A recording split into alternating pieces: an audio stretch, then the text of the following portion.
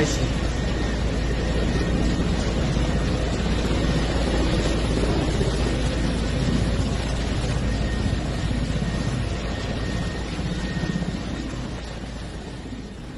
Bangladesh Prime Minister Sheikh Hasina has reportedly resigned and left the country, according to local media.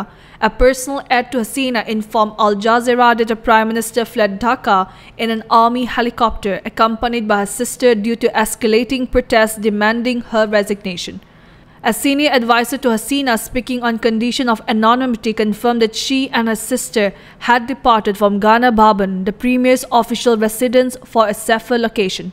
The advisor also suggested that Hasina's resignation was a possibility, though details about how it would unfold remain unclear.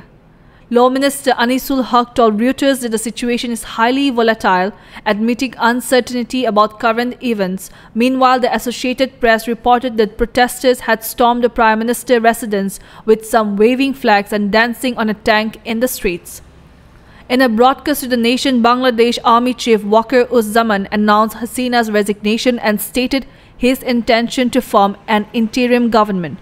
Dressed in military fatigues and a cap, Waqar declared, "I am taking full responsibility."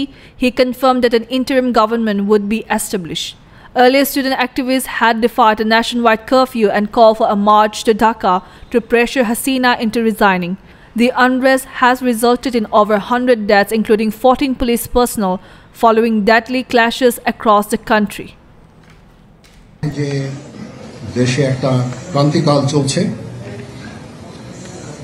আমি সমস্ত রাজনৈতিক দলের নেতৃবৃন্দকে এখানে আমন্ত্রণ করেছিলাম, ওনারা এখানে এসেছেন।